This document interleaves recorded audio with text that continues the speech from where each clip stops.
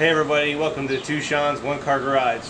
And today we're going to show you how to change the brake fluid in your vehicle. .3 brake fluid, at least 1 quart. I buy a gallon.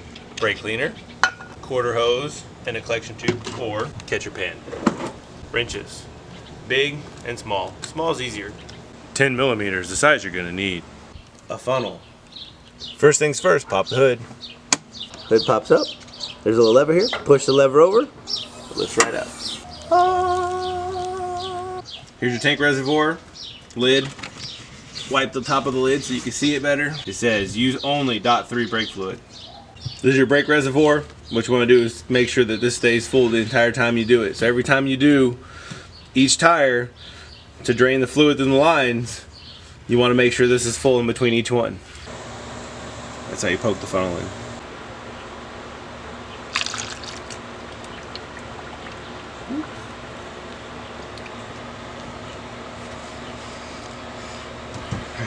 Now that you have the tank topped off, have a friend in the seat to push the brake when you ask him to. Once your buddy tells you to put the brake pedal, you push the brake pedal slowly until he tells you to stop, and then you let off. Behind the driver's side front, you have your brake caliper. On your brake caliper, you have a bleeder valve right here. This bleeder valve is 10 millimeter. What we're going to do is going to break it loose and put the hose on it.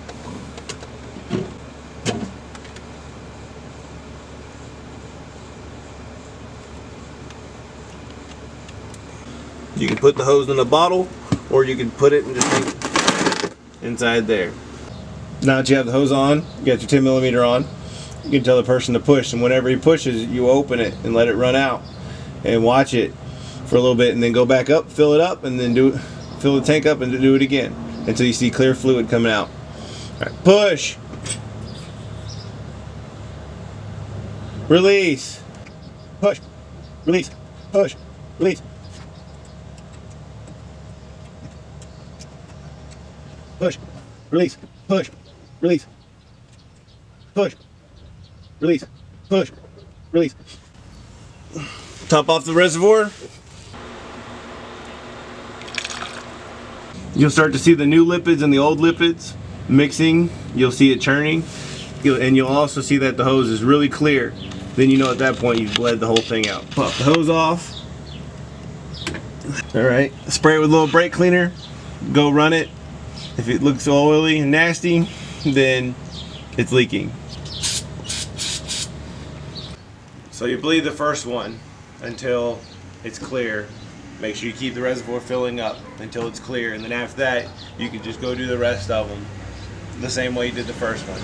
You open it up, have somebody push and bleed it out. If you look here, there's 4 independent lines that goes to each tire. The 2 rears on the outside and the fronts in the middle. Once you do the front side, turn the car on and go to the back side. Whenever the car's on, it flows better and the brake booster's engaged. Here's the rear caliper, driver's side rear caliper. What you want to do is you want to pop the rubber piece off. There was actually a rubber piece supposed to be on the front too. So once you get the cover off, then you're ready to put the hose on and break it loose. First, come over here and break it loose. Righty tighty, lefty loosey.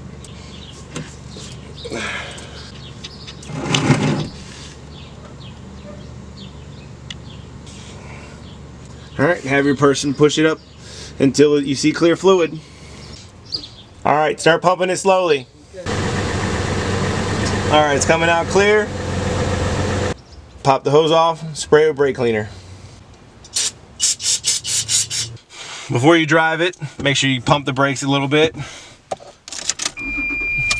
And just make sure it's stiff. You want it to still be stiff.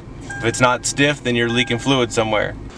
Once you bled all 4 lines and everything's coming out clear, top your tank off one last time, all the way to the fuel line, and you're done. Thank you for watching Two Sean's One Car Garage. That's how you change the brake fluid on a Toyota 4Runner and Tacoma.